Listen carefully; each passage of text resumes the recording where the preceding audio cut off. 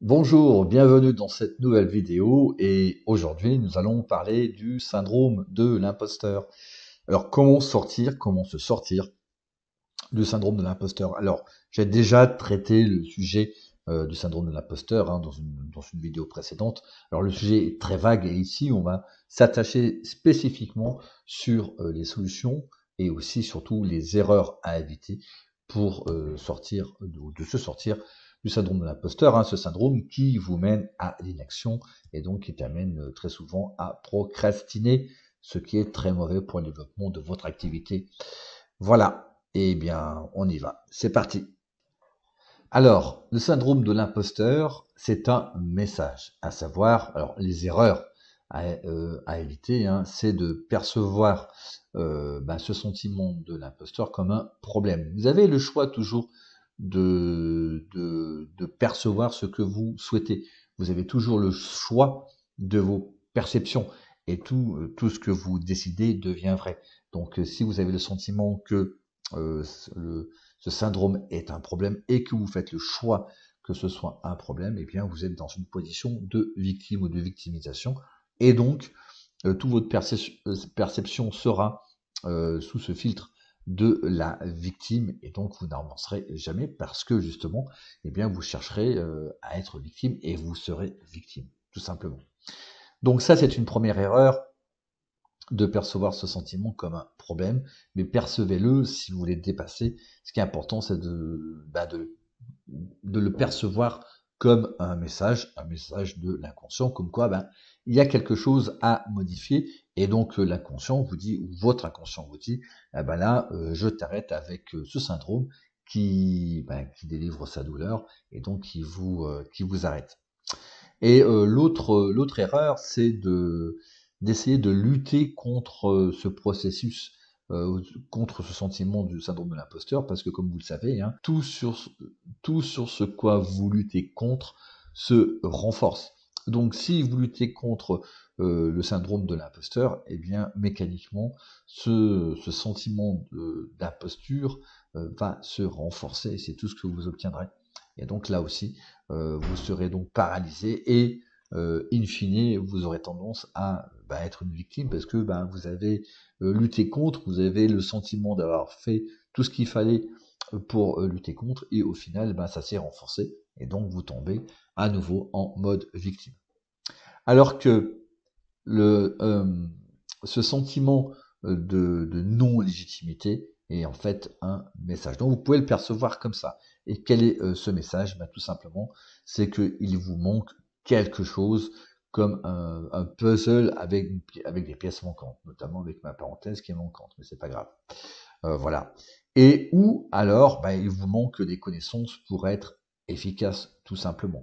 Dans le premier cas, ici, eh bien, il vous manque quelque chose dans votre ensemble de connaissances. Par exemple, imaginez que vous avez fait une formation en coaching scolaire, et puis, voilà, vous avez ce sentiment que il y a quand même deux, trois trucs qui manquent. Et donc, vous avez le sentiment, ce syndrome de l'imposteur, ou alors, tout simplement, il vous manque carrément les connaissances pour être efficace. Alors, quand vous avez un manque de connaissances, en fait, il y a deux cas de figure à considérer. D'abord, il vous manque les connaissances de base. Et donc, vous avez la nécessité, évidemment, d'acquérir ces connaissances par une formation ou un accompagnement. Et le cas que je vois le plus souvent, et que je vous donne en exemple, vous savez, je fais pas mal d'entretiens avec parmi ceux d'entre vous pour des sessions stratégiques. Et donc, je vois beaucoup de coachs de professionnels, de coachs de vie, qui sont certifiés RNCP et qui ont ce sentiment d'imposture, syndrome de l'imposteur, tout simplement parce qu'en fait, ils n'ont pas les connaissances du coaching scolaire. Et donc, en quelque part, ils sont un peu trompés parce qu'ils pensent que le coaching et le coaching scolaire, c'est à peu près la même chose, sauf que le coaching scolaire, voilà, il n'y a plus qu'à mettre scolaire à côté. Donc là, j'ai fait une vidéo là-dessus, sur la différence entre le coaching et le coaching scolaire, mais pour vous résumer, eh bien, le coaching, c'est, vous avez un client qui est motivé et qui vous paye justement pour pouvoir, à travers vos questions, l'éclairer sur un problème précis. Alors que dans le coaching scolaire, mais la personne qui paye, à savoir les parents, n'est pas la personne qui reçoit la prestation, à savoir l'enfant qui a un assez jeune âge en général, hein, qui est très souvent non adulte, ado ou parfois peut-être des fois en sixième ou en primaire, et qui, dans quasiment 100% des cas, n'a strictement rien demandé. Alors, bien entendu, il est là devant vous, il a dit oui à ses parents, mais c'est un problème de... Enfin, il est là pour respecter une autorité, mais il n'attend pas à lever ses propres problèmes. Et donc, l'approche, évidemment, est tout à fait différente, et vous ne pouvez pas utiliser vos outils de coaching pour faire du coaching scolaire, même si vous avez fait du coaching pur, il y a des outils qui sont intéressants, mais la méthodologie, ou en tout cas l'approche, est complètement différente, d'autant qu'en coaching scolaire, hein, on s'attache à des problèmes d'apprentissage, de blocage d'apprentissage et lever les blocages. Alors c'est vrai que vous avez aussi ce qu'on appelle aussi le coaching d'orientation, mais c'est pas pour moi vraiment du coaching scolaire, c'est un problème d'orientation, donc c'est complètement autre chose. Voilà.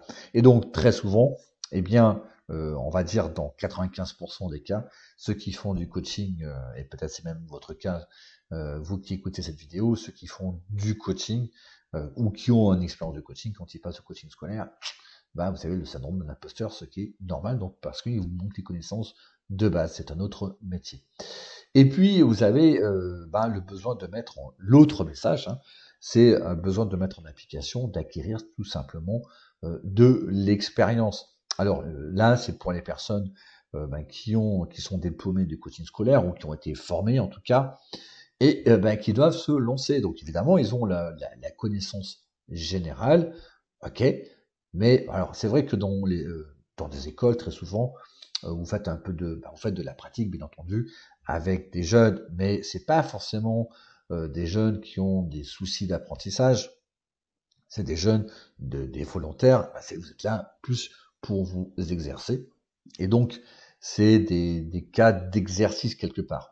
Mais quand vous devez vraiment vous lancer, c'est différent parce que déjà vous monnayez votre service auprès des parents et puis le jeune a vraiment des problèmes d'apprentissage que vous devez traiter. Donc là c'est complètement différent et donc évidemment vous êtes obligé. Donc en fait qu'est-ce qui se passe, c'est que vous devriez être censé être compétent ou compétente, bien entendu, avec un E ici, voilà, c'est pas grave. Bon, voilà. Et donc vous êtes censé être compétent ou compétente, mais vous débutez. Donc comme vous débutez, évidemment, il y a des choses avec lesquelles il vous manque des choses, bien entendu, vu que vous n'avez pas d'expérience.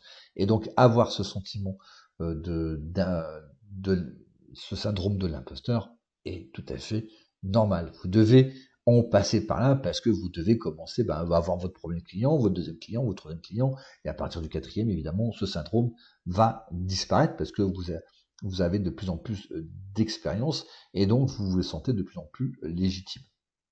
Et donc tout ça, ça nécessite un passage à l'action ou acquérir pour acquérir ce qui vous manque. Donc vous devez avoir certaines choses qui vous manquent et donc ça nécessite un passage à l'action. Alors, il se peut que malgré ça, si vous avez pris conscience que il faut me former, c'est tout à fait normal, je dois quand même passer à l'action, et ce sentiment est, on va dire, tout à fait légitime parce que vous devez bien débuter. Il se peut que malgré tout, vous ayez, vous continuez à procrastiner. Et même peut-être que vous avez de l'expérience, vous avez une formation et vous avez toujours ce sentiment. Alors, en fait, pourquoi ? Bien parce qu'en fait, on a tous un certain nombre de blocages, et ces blocages, c'est ce qu'on appelle les croyances limitantes. Alors, je ne vais pas vous traiter dans cette vidéo comment on lève les croyances limitantes, mais je vais vous donner les principales croyances limitantes ou les principaux blocages qui peuvent se manifester quand vous développez votre activité et quand vous devez vous lancer. Déjà, nos blocages sont complètement inconscients. Et puis, donc, ce sont des croyances limitantes qui, bien entendu, génèrent des peurs. Alors, On prend un exemple, par exemple, si vous devez vous former, vous savez que vous devez vous former, il vous manque de la connaissance de base, ou peut-être même que vous avez été formé, mais que finalement vous vous rendez compte que vous n'avez pas forcément tout le processus. Il faut acquérir ce qui vous manque. Et donc, le blocage principal qui se manifeste, en tout cas, c'est la peur d'être pauvre, c'est la peur de perdre de l'argent. C'est ce qu'on appelle l'aversion à la perte. Voilà, vous savez que vous devez vous former, mais vous dépensez de l'argent. Donc, c'est un biais cognitif. Hein. Vous avez une aversion à la perte, et donc, qu'est-ce qui se passe? Eh bien, vous ne faites rien. Et quand vous appliquez, quand vous êtes formé, et vous dites, bon, voilà, maintenant, il faut que j'applique, il faut que je me lance, il faut que j'acquière de l'expérience, eh bien, plusieurs types de blocages peuvent se manifester. Le premier, c'est la peur du rejet, la peur de subir le rejet. Quand on vous dit non, par exemple, peut-être que vous devez rencontrer les parents, et puis peut-être faire une conférence, et donc vous adresser à des parents d'élèves, ou à des écoles, des collèges, des lycées, et donc vous avez peur du rejet, et donc vous ne le faites pas. Vous avez aussi peut-être peur de l'échec. Par exemple, vous dites, voilà, je suis pas connu, je reste toujours dans le cas d'une conférence, et il faut que je me fasse connaître. Si je fais une conférence, mais il n'y a personne qui va venir, donc ça va être un échec. Ou alors peut-être qu'il y aura tellement peu de monde, je vais faire une conférence, il y aura tellement peu de monde que ça sera vraiment, on va dire, la loose, quoi. Vous voyez. Et enfin, vous avez peut-être aussi peur d'être critiqué, c'est-à-dire que vous vous dites que ok, je vais me retrouver devant des parents, c'est pas forcément l'expérience, même si je suis formé, et donc si j'ai peur d'être critiqué parce que je sais pas trop ce que je vais pouvoir dire. Voilà. Et donc ce sont ces quatre types de blocage dans deux situations différentes, bien entendu, mais ce sont des quatre types de blocage qui, en général, vous empêchent de passer à l'action, soit de vous former, soit d'appliquer et de vous lancer. Et donc ça amène à une forme de procrastination. Voilà. Et donc, bien évidemment, c'est un cercle vicieux, hein, le serpent qui se mord la queue, parce que si vous ne vous formez pas, si vous ne vous lancez pas, vous mettez pas en pratique vos connaissances, eh bien, vous retombez sur le sentiment du syndrome de l'imposteur. Voilà, c'est tout pour cette vidéo. Donc, j'espère que ça vous a apporté un petit peu un éclairage sur ce sentiment qui est très, très, qui, on va dire, quasiment généralisé. Maintenant, vous comprenez, et c'était le but de cette vidéo, vous comprenez d'où ça vient, et vous savez que c'est pas forcément quelque chose de négatif. En tout cas, c'est important de le percevoir comme un message et de le percevoir comme quelque chose de, j'appelle, positif, qui est là pour vous aider. Voilà, c'est tout pour cette vidéo. Vous pouvez vous abonner et je vous dis à très bientôt. Ciao!